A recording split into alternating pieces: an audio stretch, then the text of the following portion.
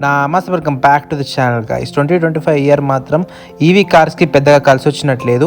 ఎందుకంటున్నానంటే ఈ video last వరకు చూస్తే మీకే అర్థమవుద్ది.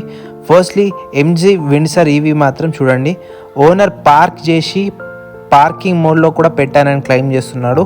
అండ్ దాని తర్వాత కూడా ఆయన బయటకు దిగిన కొద్ది క్షణాలలో కార్ అయితే వెళ్ళి వాళ్ళతో క్రాష్ అయితే అయింది.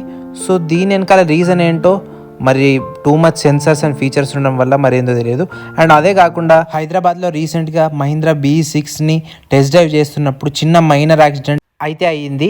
బట్ స్టిల్ కార్ అయితే స్టార్ట్ అవ్వలేదు. ఎందుకు అని షోరూమ్ వాళ్ళు వచ్చి చెక్ చేస్తే సెన్సర్ ఖరాబ్ అవ్వడం వల్ల స్టార్ట్ అవ్వలేదని చెప్పారు. అది కాకుండా రీసెంట్గా మళ్ళీ సేమ్ ఇన్సిడెంట్ అయితే రిపీట్ అయింది.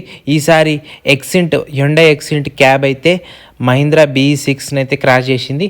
అందులో మళ్ళీ సెన్సార్కి ఇంపాక్ట్ అవ్వడం వల్ల మళ్ళీ కార్ అయితే స్టార్ట్ అయితే అవ్వలేదు. సో దీని ఇన్సిడెంట్ మీద న్యూ ఇయర్లో కొత్త ఈవీ కార్ కొందామన్న ప్రతి బయ్యర్కి అయితే ఒక ఫుల్ స్టాప్ అయితే పడింది ఇన్సిడెంట్స్ వల్ల.